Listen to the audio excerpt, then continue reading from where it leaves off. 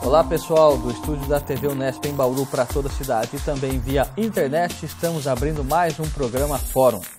A doença de Parkinson atinge pessoas do mundo todo, não importa a situação econômica ou origem étnica. Ainda sem cura, o Parkinson desafia a ciência e afeta apenas no Brasil 300 mil pessoas. São pacientes que sofrem com tremores, têm dificuldades para fazer movimentos rápidos e se tornam dependentes. Mas uma pesquisa da Unesp mostra que os exercícios físicos ajudam no tratamento. Levar os conhecimentos sobre essa doença até a população pode melhorar a qualidade de vida dos pacientes. É por isso que nós recebemos aqui a Lilian Tereza Buchengobi. Ela é pesquisadora de movimentos corporais e do Parkinson na Unesp Rio Claro há 8 anos. O fórum começa agora.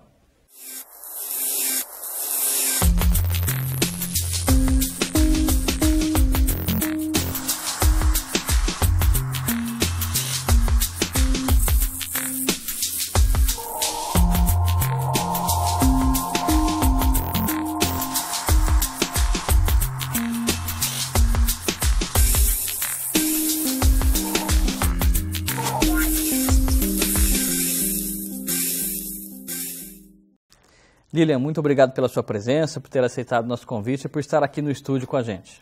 É um prazer e saber principalmente que a TV Unesp abre a oportunidade para que a gente ofereça esse conhecimento à população. Muito obrigado. As causas da doença de Parkinson, Lilian, ainda estão muito longe de serem conhecidas. Por que essa situação ainda? É importante a gente entender que a doença acontece associada ao envelhecimento. As pessoas, à medida que a população tem ficado mais velha, isso tem aumentado os novos casos da doença. Como é que a doença acontece? A gente sabe que existe uma proteína que gruda no neurônio e mata esse neurônio. E o que ela mais gosta de grudar ou de matar são os neurônios que produzem dopamina. A dopamina é um neurotransmissor. Então, o indivíduo começa a ter menos desse neurotransmissor no seu organismo.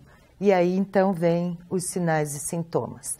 Agora, o que desencadeia o aumento do número dessa proteína ou da quantidade dessa proteína é que a gente ainda não sabe. É isso que ainda é um mistério para a medicina, não é? Isso. Agora, a doença de Parkinson, ela causa algumas consequências, alguns sinais nos pacientes, que são, por exemplo, depressão, dificuldade de fala, os tremores, que são mais visíveis, e também uma característica que é a demência, mas não no sentido pejorativo que a sociedade geralmente trata essa palavra, O que seria essa demência?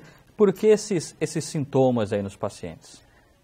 Bom, antigamente se pensava que a doença acontecia numa região específica do cérebro, chamada núcleos da base, e num núcleo específico da base, chamado substância nigra.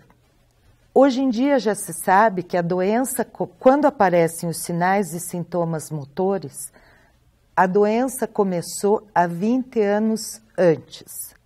Quais são os primeiros, se a gente pudesse, fazendo o histórico de vida desses pacientes, o que a gente sabe é que os 2 primeiros sinais são prisão de ventre e perda do olfato. Esses 2 sistemas são controlados pelo vago, que é um outro sistema neuronal que está no tronco. Então, se pensava que a doença acontecia nos núcleos da base e agora a gente já sabe que ela começa no tronco cerebral, que é uma estrutura um pouco mais baixa antes de entrar na medula. Em média, 10 anos depois dele ter prisão de ventre, perda do olfato, ele começa com os sintomas de depressão. Então, ele ainda não tem nenhum problema motor. 10 anos depois da depressão, ele vai começar a demonstrar ou tremor ou rigidez, que são os 2 principais sinais e sintomas. E daí a demência, vamos chegar nela, ela deve acontecer entre o início dos sinais e sintomas motores e 10 anos depois. Começa com o que a gente chama de declínio cognitivo leve. Então, ela pode ter problemas de linguagem, não conseguir concatenar uma frase inteira até o final. Ela pode ter alguma perda de memória, principalmente a memória recente e não a memória tardia. E ela pode ter problemas na função executiva. Então, o que é função executiva? Quando a gente vai fazer um sanduíche, tem uma ordem para você fazer o sanduíche. Então, a maneira de montar esse sanduíche tem uma determinada ordem. A função executiva começa a deteriorar quando esta ordem quebra. Começa a ser invertida. Ou então desordenada. Né? A gente não põe o recheio fora do pão, a gente põe o recheio dentro do pão. Agora imagine que para ele pode pôr o presunto, o queijo, o pão, o presunto e o queijo, e achar que o sanduíche está feito da maneira correta. São todos sinais de que pode se tratar de Parkinson, não é? E uma coisa que ser importante divulgar é se existe alguma forma de prevenção. Me parece que de forma direta ainda não existe, não é? Não. Mas existe alguma outra forma de prevenção dessa doença? Estudos epidemiológicos têm mostrado 2 aspectos. Indivíduos que fazem exercício são fisicamente ativos. Então, ele faz mais do que 150 minutos de exercício por semana, é considerado um indivíduo ativo. Então, esse indivíduo tem menor tendência a desenvolver o Parkinson. E aqueles indivíduos que têm atividade cognitiva forte. Então, não são indivíduos que trabalham com o corpo, mas que trabalham com a mente no seu dia a dia. Então, esses 2 aspectos a gente sabe que são neuroprotetores. Não existe ainda uma cura, não é? Mas a medicina já desenvolveu forma de tratamento, de acompanhamento do Parkinson, não é? Tanto com remédios quanto sem remédios. Os exercícios, nós vamos até falar mais sobre isso, são parte disso, né? Isso. Os pacientes devem procurar ajuda das diferentes formas. O que se sabe é que o exercício físico, quanto mais vigoroso for, quer dizer, quanto mais ele aguentar o exercício, ele tem que ser forte, ele é neuroprotetor para qualquer indivíduo. Para o paciente, ele é mais protetor ainda, porque ocorre neuroplasticidade. Portanto, você que está nos vendo, fique atento, não é? Mais um benefício aí indicado por meio dos exercícios físicos pode estar associado aí à prevenção em longo prazo da doença de Parkinson. Nós vamos agora para o nosso primeiro intervalo e voltamos daqui a pouquinho, logo depois do intervalo da TV Unesp, intervalo que educa. Até já!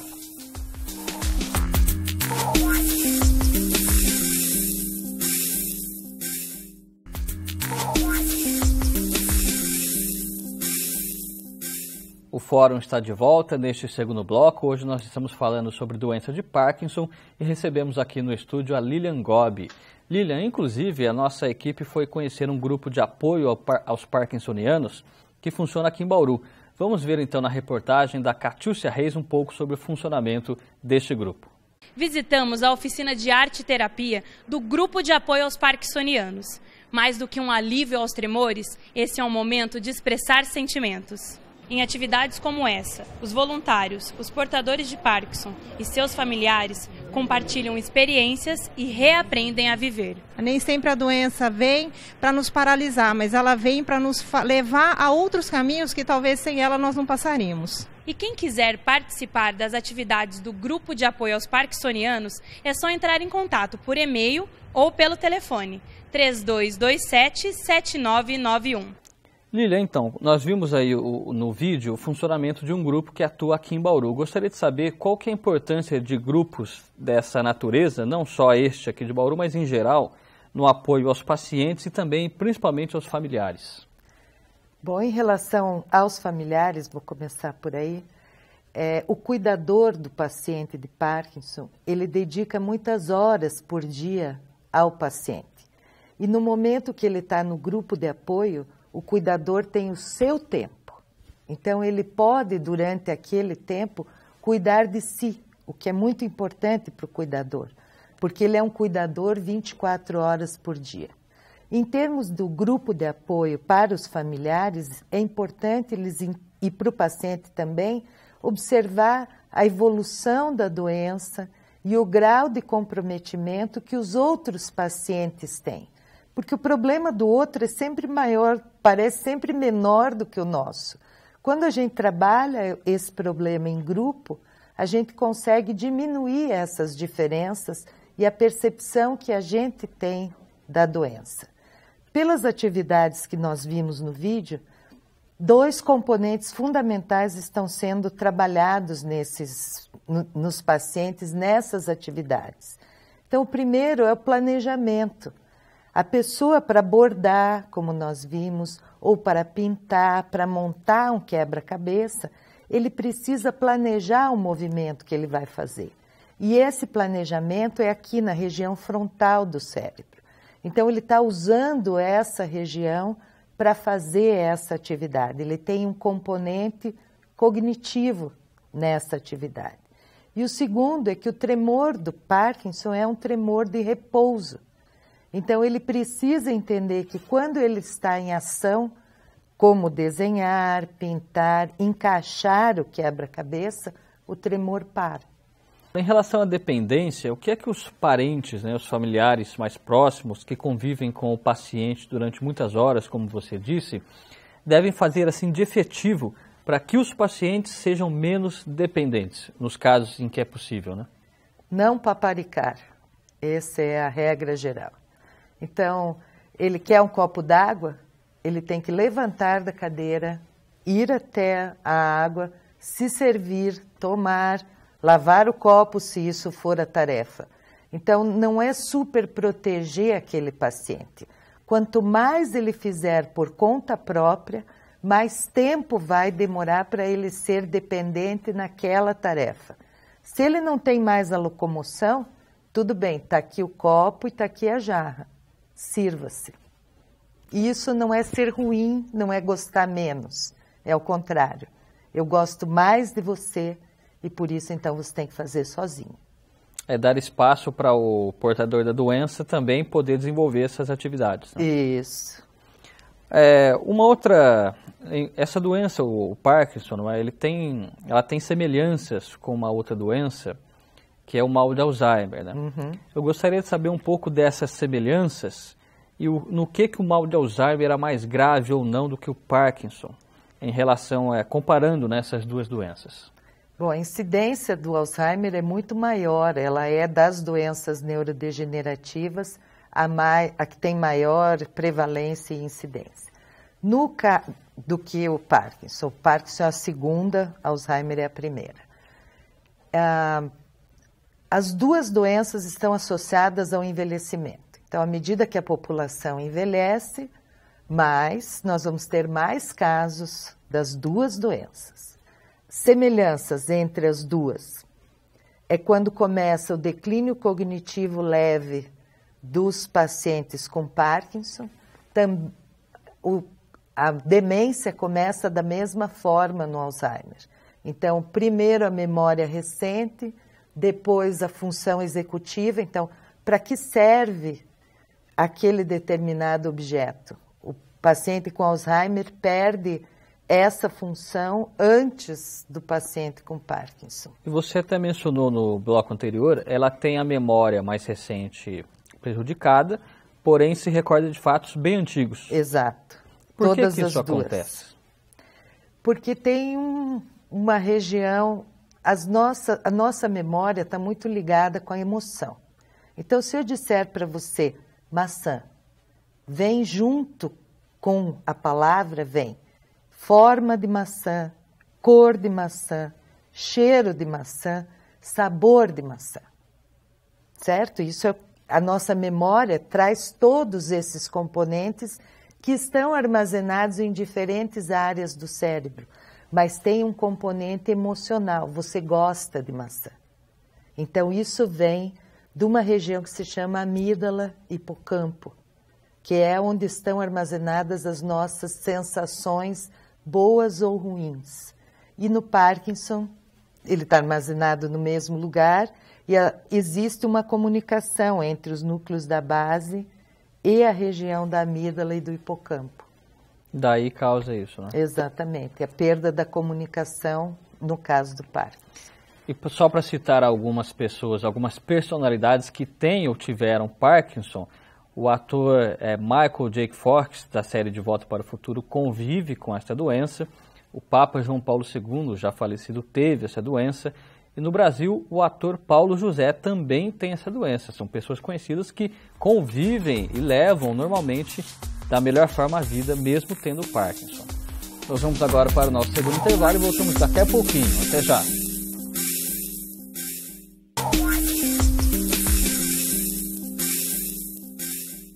Estamos de volta com o Fórum. Neste terceiro bloco, vamos retomar nosso assunto aqui hoje, que é a doença de Parkinson, novamente com a Lilian Gobi, que está aqui com a gente. Lilian, a nossa equipe também esteve na Faculdade de Medicina da Unesp, em Botucatu, para conhecer uma caneta que é utilizada lá. A repórter Larissa Rosseto vai mostrar como funciona uma caneta especial que é usada no monitoramento da doença de Parkinson. Vamos ver. A caneta, chamada de BISP, pertence a um grupo de pesquisa da Alemanha e foi cedida à Faculdade de Medicina. Essa caneta faz uma análise matemática de padrões de movimento. Dentro da caneta tem vários sensores para movimento, aceleração, pressão do dedo.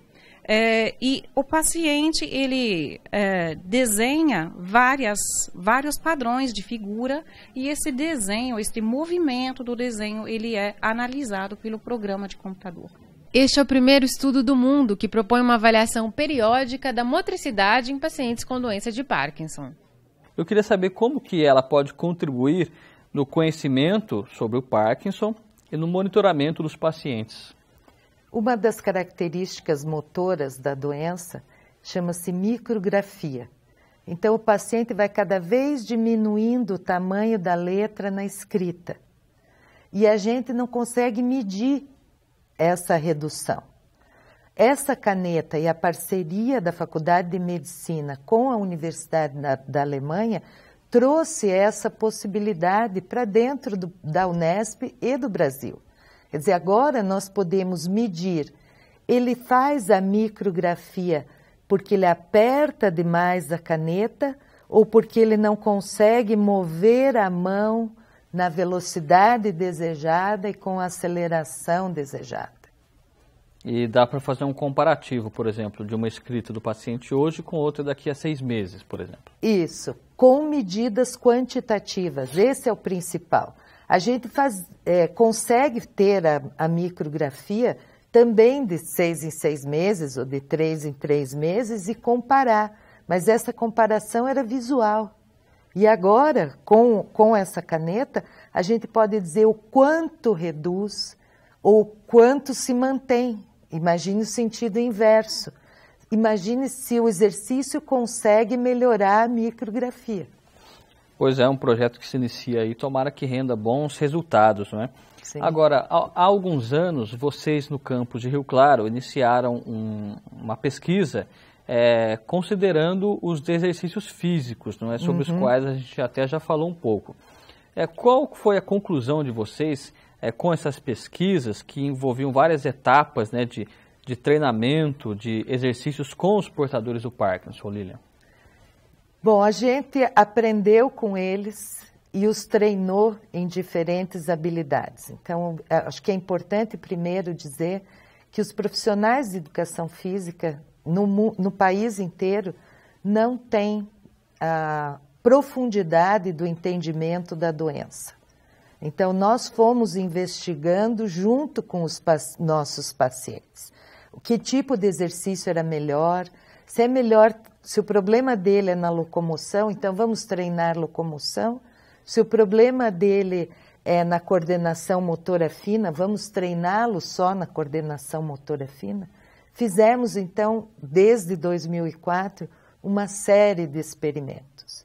Então, a gente tem um programa de atividade física para pacientes com doença de Parkinson, 2 vezes por semana. Nós estamos atendendo atualmente 60 pacientes em 3 tipos de atividades. Por que nós chegamos nessa diferenciação? Então, um grupo trabalha o que a gente chama ativa mente. Então, ele tem muita semelhança com o vídeo que nós vimos do grupo de apoio, mas a gente ainda trabalha em associação com o Departamento de Matemática para trabalhar com lógica. Então, inclusive o uso de calculadora, raciocínio lógico. O segundo grupo trabalha especificamente com locomoção, com mobilidade. E o nosso terceiro grupo é o que a gente chama de um grupo multimodal. Então, ele faz musculação, ele faz ginástica, ele faz mobilidade, ele faz no mesmo tempo, quer dizer, na mesma 1 hora, a gente consegue trabalhar os componentes da capacidade funcional, força, resistência, flexibilidade, agilidade e coordenação. E esses componentes promovem a melhora na realização das atividades da vida diária. Agora, para finalizar, eu gostaria de perguntar, até para a gente deixar uma mensagem aos pacientes, os portadores do Parkinson, aos parentes, né, as pessoas que convivem, o que o paciente principalmente deve fazer, como ele deve agir para não se entregar, não receber um diagnóstico de Parkinson como se fosse uma sentença de morte? Bom, primeiro, a partir do diagnóstico vai demorar muito tempo até ele morrer. Então, em média, isso demora aproximadamente 20 anos. Então, a pergunta é, o que eu posso fazer para ter os melhores 20 anos da minha vida? Então, ele não deve se entregar de jeito nenhum. Por exemplo, ele vai ter problemas com fala e com deglutição, vamos para uma fono. Ela pode nos ajudar nesse aspecto. Eu nunca fiz exercício, nunca é tarde para começar. Vamos lá, os primeiros passos, e você vai ver como você vai melhorar. Eu não participo de nenhum grupo, eu fico isolado. Isso aumenta a depressão. Então, vá ao seu grupo religioso, não deixe de ir. Vá ao seu grupo social, se você gosta de cinema, de teatro, de shows, continue indo. Não tenha vergonha, né, de às vezes até informar alguém, dizer que tem o Parkinson. Isso, é comum o paciente ter vergonha do outro estar olhando que ele está tremendo, ou que ele teve um congelamento e ele não consegue andar naquele momento. Então, o que ele tem que fazer? Numa atitude positiva, dizer, olha, eu tenho Parkinson, eu convivo muito bem com ele, estou em tratamento medicamentoso, que não pode deixar o medicamento de lado, ele tem que estar, mas eu não estou dentro de casa. Então, ele tem que ter uma atitude positiva em relação à própria vida. Lília, nós, a TV Unesp, desejamos que a sua pesquisa e dos seus colegas lá em Rio Claro tenha sequência e que rendam bastante resultados em prol da saúde de todos os pacientes do Parkinson, né? Muito obrigado pela sua presença aqui. Obrigada a você, Tárcio, e a TV Unesp pela possibilidade de informar a população em geral que a doença de Parkinson realmente não é uma sentença de morte. E você, nosso convidado, também a visitar o nosso site, frequentar nossas redes sociais. Se gostou desse programa, pode rever na internet ele integralmente e pode também divulgar para quem ainda não assistiu. Muito obrigado pela companhia, a gente se vê no próximo fórum. Até lá!